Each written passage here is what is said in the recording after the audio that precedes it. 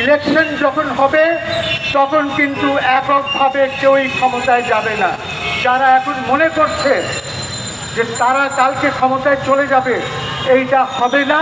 আমি আপনাদেরকে বলে গেলাম যে একটা কোয়ালিশন গভর্নমেন্ট হবে ইলেকশনের পরে।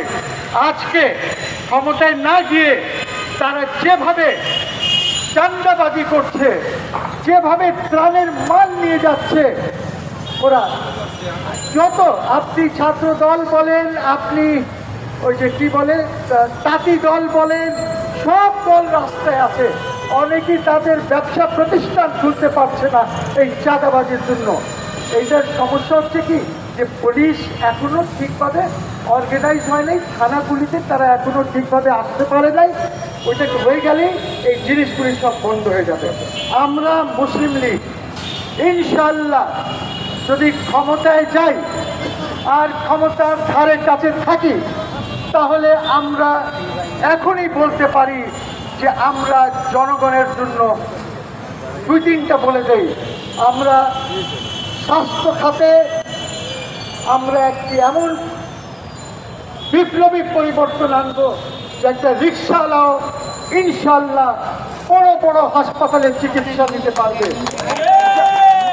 আমি আপনাকে বলতে পারি যে 5 লক্ষ টাকা পর্যন্ত চিকিৎসার গরিব লোকের জন্য, যাদের 10 থেকে 20,000 টাকা আয় আছে, তাদের কোনো টাকা লাগবে না।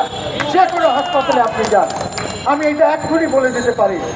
আমি আরও বলতে চাই,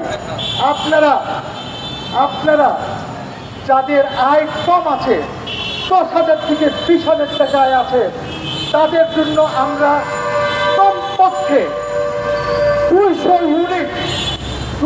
ইউনিট পাওয়ার আমরা 2 টাকা পার ইউনিট দেব।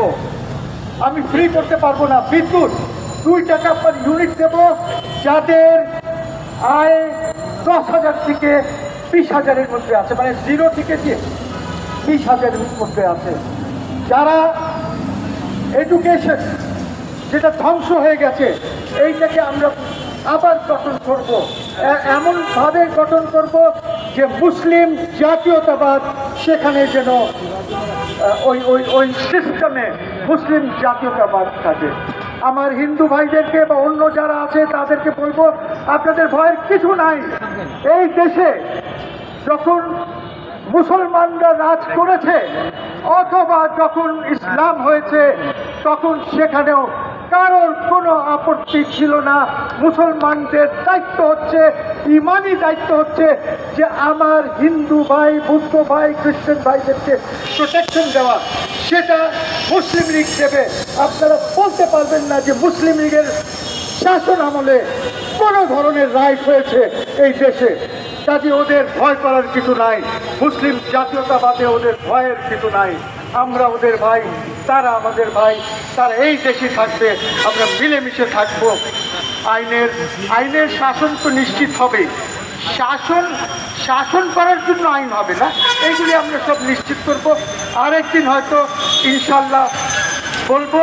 এবং মুসলিম লীগ ইনশাল্লাহ আমি যে 3টে জিনিস বলেছি সেটা তারা নোট রাখবে, যেন আপনারা সব সময় আমরা ক্ষমতা বা ক্ষমতার ধারে কাছে থাকলে আপনারা আমাকে বলতে পারেন যে আপনি তো এই কথা বলেছিলেন, এটা হয় নাই। আমরা আপনাদের কাছে মাথা নত করব যদি আমরা এটা না করতে পারি। সকলকে অসংখ্য ধন্যবাদ।